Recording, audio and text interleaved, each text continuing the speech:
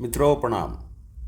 संदीप सिंह का प्रश्न है, ज्ञान योग, कर्म योग, भक्ति योग और राजयोग क्या हैं? यही आज का हमारा विषय है। कृपया चैनल को सब्सक्राइब कर लें और बेल आइकॉन को भी प्रेस कर लें। मित्रों, जीवन का ताना बाना बड़ा जटिल है। सामाजिक जटिलताएं जीवन पर हमेशा प्रेशर बनाए रखती हैं। उसके कारण जीवन की मूल संस्कृति पर एक प्रकार का दबाव बना रहता है और वही दबाव दुखों का कारण बनता है। साधना का उद्देश्य यही होता है कि आप दुखों और पीड़ाओं से मुक्त हो जाएं और जीवन के मूल स्वभाव में आ जाएं। भगवान बुद्ध का सारा दर्शन दुखों से मुक्ति पर ही टिका हुआ है। भारतीय दर्शनों में कई प्रकार के रास्ते सुझाए गए हैं ताकि आप निष्काम कर्म करके जीवन की वास्तविक संस्कृति को जी सकें। ज्ञान योग, कर्म योग, भक्ति योग और राजयोग सभी रास्ते जीवन को दुखों और लिप्तताओं से मुक्त करने के रास्ते हैं। अब इन रास्तों का लोग कितना लाभ लेते हैं, यह तो कहा नहीं जा सकता। फिर भी यह चारों वर्णित रास्ते हमारी संस्कृति के हजारों वर्षों से मुख्य हिस्से हैं। इन सभी का उद्देश्य सेल्फ रियलाइजेशन अर्थात आत्म अनुभूति ही है। ज्ञान योग वह रास्ता है जो जीवन के मूल स्वभाव तक व्यक्ति को ले जाता है, अर्थात जीवन के ऊपर जो सामाजिक, धार्मिक और सांस्कृतिक अज्ञानता को लाद दिया जाता है। ज्ञान योग उस अज्ञानता से मुक्ति कराता है। ज्ञान का रास्ता हमें यह समझाता है कि जो मिथ्या भाव आपने अपने जीवन पर लाद दिए हैं उनसे मुक्त होना है, क्योंकि ज्ञान प्राप्त नहीं किया जा सकता, केवल अज्ञानता को हटाया जा सकता है। क्योंकि जीवन का मूल स्वभाव ही ज्ञान होता है। जब अज्ञानता हट जाती है तो स्वभाव अपने आप प्रकट हो जाता है, अर्थात मनुष्य अपने आप ही ज्ञानवान बन जाता है। ज्ञान के माध्यम से हम जीवन के ऊपर लदे हुए सभी आडंबरों को मिटा सकते हैं और जीवन के मूल स्वभाव में स्थित हो सकते हैं। अज्ञानता को पहचानना और उससे मुक्त हो जाना ज्ञान योग है।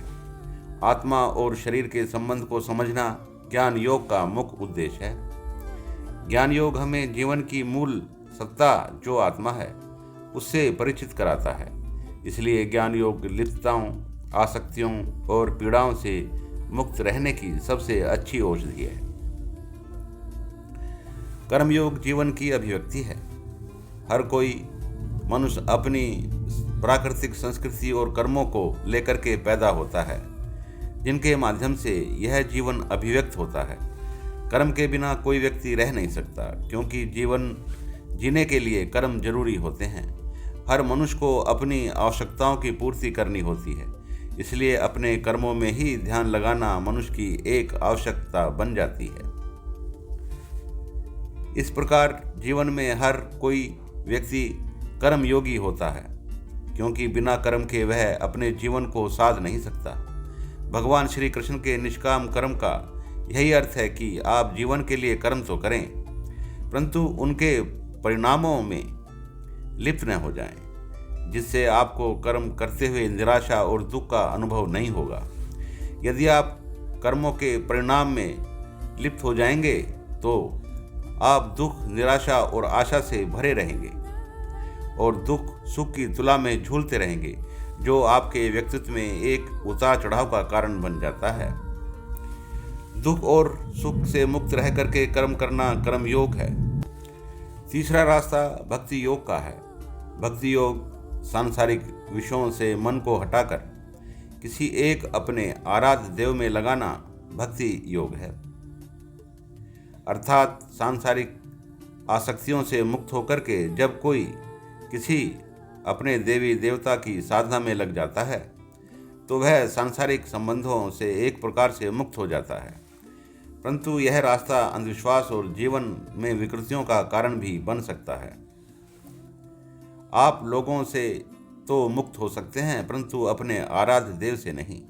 इस रास्ते में पूर्ण स्वाभाविक मुक्ति तो कभी नहीं मिलती। इस प्रकार भक्ति का रास्ता आसान तो हो जाता है, परंतु इसमें खतरे भी होते हैं, क्योंकि अंधविश्वास का यह प्रेरक हो सकता है।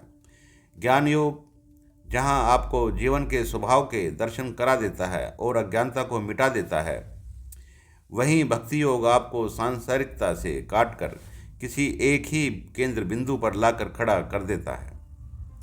वह केंद्र बिंदु उसका आराध्य देव होता है। व्यक्ति अपने जीवन को उसी के भरोसे पर छोड़कर जीवन जीने लगता है तथा अपने दुखों और सुखों को सहजता से स्वीकार करने लगता है। जब कोई व्यक्ति अपने दुखों को स्वीकार कर लेता है तो वह एक प्रकार से उनसे मुक्त हो जाता है, क्योंकि दुख अस्वीकृति का ही बोध होते हैं। यही भक्ति योग है। चौथा रास्ता राजयोग है। यह महर्षि पतंजलि का रास्ता है, जो जीवन में अष्टांग योग के माध्यम से मन और शरीर के अनुशासन सदाचार पर जोर देता है। यम, नियम, आसन, प्राणायाम, प्रत्याहार, धारणा, ध्यान और समाधि के माध्यम से व्यक्ति को आत्म अनुभूति, सेल्फ रियलाइजेशन की ओर ले जाता है। समाधि के माध्यम से हम सबकॉन्शियस माइंड को समझ आत्म अनुभूति कर सकते हैं। अपने शरीर और मन को स्वस्थ रखकर ध्यान का अभ्यास करने और जीवन की मूल चेतना को अनुभव करने का रास्ता राजयोग है।